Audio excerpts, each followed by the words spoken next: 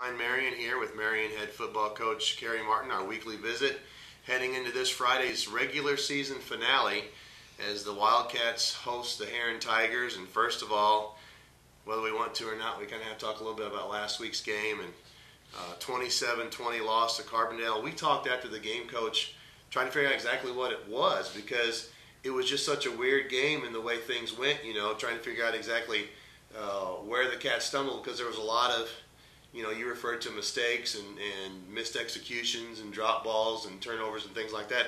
It was just kind of a weird night all around. Yeah, it was. It was a strange night. I mean, it was a game that started off with a couple of good drives and an early lead, and we then got into a pattern of some turnovers and some drop balls that we didn't do in the first two drives, and lo and behold, we found ourselves in a bad situation. Had a mistake on special teams that hurt us pretty bad, and I don't know if we pulled back and as a team and got the lead, and I felt like we stayed aggressive in our play calling and probably threw it more than we should have at times, but still trying to stay aggressive and attack their defense, and we just didn't execute very well. And of course, I don't blame the kids as much as I blame the staff and our preparation, and most of all myself, and we should have had them, in my opinion, better prepared. We thought we were ready to go and got off to a great start, but just didn't work out. Well, and it seemed like it kind of snowballed in the fact that even on some of your good plays, and one in particular I point, you ran a little counter play out of the change of pace offense, and John Evans got a nice gain, and he's fighting for extra yards, and the ball pops loose, and so even when things were going well, something bad happened to change that momentum. Yeah, two of the three fumbles came when we were driving the ball. I mean, we had a drive going, and the ball came out, and those things are part of a game of football. Sometimes it isn't necessarily the turnovers. It's the timing of the turnovers that can be crucial, and also what they do with them. And of course, our defense continued to keep us in the game and held them to a couple of field goals, but we just made some crucial mistakes and turned the ball over at times. And again, we did something uncharacteristic of us compared to the Centray Althoff games. We dropped the ball. And it's something we've been catching the ball great, and we were taking a peek upfield, and maybe getting a little anxious to get back in the game, and you just can't do those things.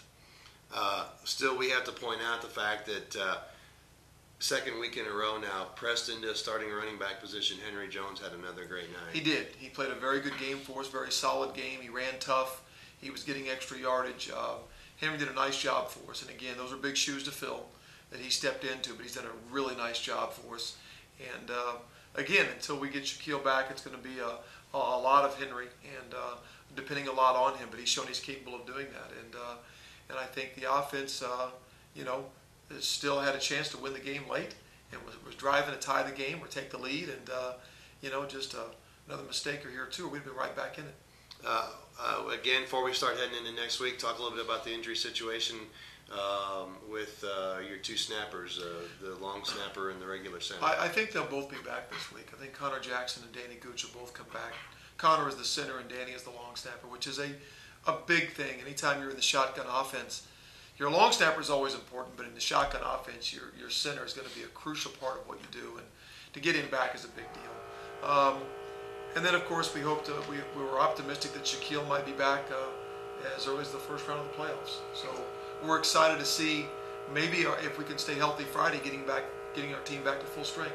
Friday night, before we get into actual game details, talk a little bit about it's kind of a special event. It is. And, we've got in fact, I've got on one of the pink T-shirts the fire department is selling. It's a pink out at the football game, and that's something that was planned early in the season to recognize that the fact that October is Breast Cancer Awareness Week, and talk a little bit about the football team's involvement with this event. Well, October is Breast Cancer Awareness Month, and we have a teacher in our district, Marilyn Eisman, who's dealing with that issue of breast cancer, and I know there are people within the school and the fire department that we're getting together and calling for a pink out for a ball game and for the selling of those shirts to raise money, and we wanted to get the football team involved and maybe promote this at the game or for the game and for the fans, and try to make this something beyond just an ordinary football game, but really make it something we can share as a community. So you're going to see those shirts, hopefully a lot of those shirts in the stands at the game, and proceeds going to that fund. and I'm just excited about it, excited to be a part of it. Our players are going to wear pink wristbands, and I think the Poms and the cheerleaders are going to be doing things with pink, and we'll be throwing out pink footballs. And there's a lot of things going on, and it's a huge issue. And there's not a single family I know of that's not affected in some way by cancer, either through friends or through family or through personal experience. And it's just nice to be able to do something through the game of football to give back to this community. And even though it's blue and gold against orange and black, we can expect to see quite a bit of pink in the stands on Friday night. I hope so. And in a lot of ways that helps bring it back into perspective. Blue and gold and orange and black are important, but what this color is going to represent on Friday transcends what this ball game is all about. And we talked a little bit before we sat down here. I talked to Steve Plummer from the fire department last weekend, and he said up through last weekend they had raised more than $8,500 to go to this fund, which is outstanding. Absolutely. And I'm sure they're still pushing to get more. Absolutely. The Herrin Tigers Friday night, right. And this is a club that's always been a thorn in your side. At whatever level, junior high, freshman, sophomore, it's my understanding that this group of seniors has not been able to beat this group of Herrin Tigers on the football field, and I'm sure that's something that you would like to change Friday night for a lot of reasons. One, it's Herrin. Two, it adds to your record, and three, it's good for playoff positioning. Yeah, there's a lot on the line for this ball game, and a very good football team. It's a very similar to the team that we played last year, Week 9, that beat us, that upset us last year, and they returned a lot of those starters, and it's basically the same team almost, except for a couple of players they lost. But very talented, very fast, great size, good tackling team. There's a lot here to deal with. And Coach Carnes and his staff have done a nice job with this football team all year long. And I think they've got just one blemish on their record. That was a DuQuoin game.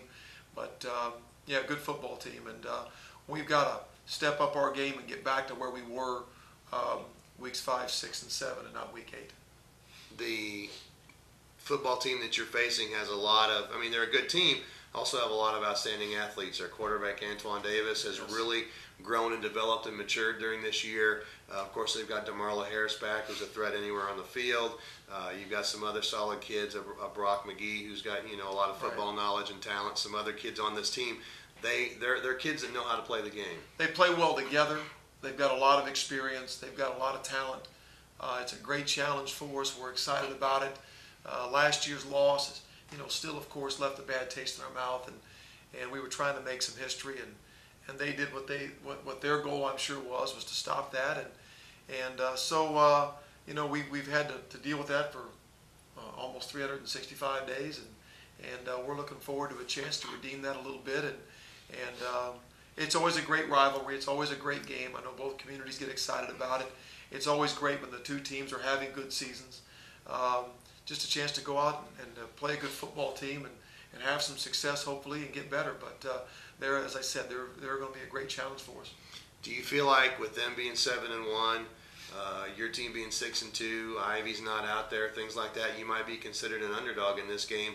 And does that maybe make things a little bit easier for you in trying to prepare and motivate the kids? It's been a long time since we've been considered the underdog, in this ball game, and I haven't really thought about that, to be honest. I just think about game plan and execution and who we're playing next, and so I really haven't thought about that. Maybe in some ways we might be considered the underdog, even though we're a larger school. But I certainly think they're competitive every year against us, no matter what the records are, no matter what the situation. I think we always have great games against each other. I think you can throw out the records. I think you're going to have two good football teams matched up on the field. And it's the one almost every year that makes the fewest mistakes, that protects the ball and has more of their kids or our kids step up and make plays is going to determine who the winner is. I go back and look, years they've turned the ball over, years we've turned the ball over. That's probably more than anything else determined the winner.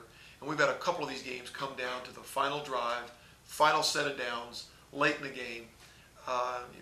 Almost guaranteed you'll get your money's worth at this ball game.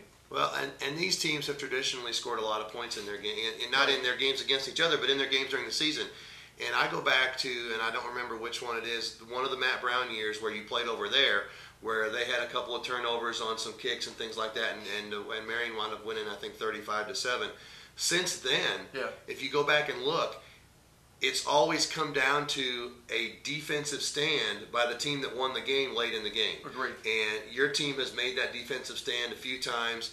Last year, you were moving the ball late in the game with a chance to take the lead and possibly win the game, and Herrin made the defensive stand and held you on downs deep in their territory to end the football game. So even though offense has been featured by both these teams, it's been the play of the defense that's decided this game the last few years. I agree 100%. I mean, it's kind of billed as, we came into last week averaging around 40 points a game, and I'm sure they're very close to that or even over that. I don't know for sure, but and then oftentimes it's a 2 or 3 touchdown ball game for each team. I mean, the game usually hovers around the 20s somewhere, and it's always very close. And you're right, it comes down to something in the fourth quarter. So this year could be that way. I don't know. It's one of those years where I can't predict anything with our football team as far as taking the lead and coming back, getting the lead and losing it, injuries. We have seen it all. We have been on a heck of a roller coaster ride, and I'm glad to say we've done it at a 6-2 record. But so I'm not sure how to predict anything. I've gone into games this year thinking we've got to run it to win, and we've thrown it. I thought we had some games where we're going to throw it to win it, and we ran it. And this prediction is going back and forth almost every week. So I've developed a sense of expect the unexpected and coach it up as it comes. We're prepared with a game plan, but I'm also prepared for that game plan to change. Now, how's that roller coaster wearing on you? Well, it's a great ride, and I hope we have about 3 or 4 or 5 more weeks left on the ride. I don't want to get off yet, but there'll come a point in time where I'm going to need some rest in the off season. But it's been exciting. It's a great bunch of kids to work with. I enjoy working with my staff every day, and we appreciate the patience and the support of our fans because it has been a roller coaster. I know it has been for them too, and the expectations here are high, and there's a lot of frustration when we lose, and we understand that. We feel it too, but it's not from a lack of effort. We're working hard, and we make mistakes, and we're trying to keep our kids on the right track headed into the playoffs. And this game would be a great boost for our first-round playoff game if we could go out and beat a good Herrin team as we approach the playoffs. Well, and no pressure, and you obviously want to start one game at a time so you can start Friday night, but I'm one who'd say you can rest in December. Rest in December. Jerry Kill told me one time, I told a group of coaches one time, he said, if you're tired during the season and you need some rest, you can get it in the off season. Right now you got to go back to work. And he's exactly right. I mean, this is the time you've got to put your nose to the grindstone and do whatever it takes to give your team the best chance it can to succeed. Friday night's a big game. The Herrin Tigers come to town. I'm sure the place will be packed, a lot like the Centralia game, and I'm sure you're looking forward to that as well. Love a packed house. It's exciting. It's what high school football is all about. We've played in so many big games this year, so many marquee matchups, and that's what makes it exciting when your program's at a point where you're playing in those kind of games and a chance to be a part of something special on Friday. And I know our fans will come out and hang with us even if we fall behind and get behind us when we take that early lead, and it'll be a great night. Kerry Martin, head coach of the Marion Wildcats for Dateline Marion. I'm Tim Petrowich.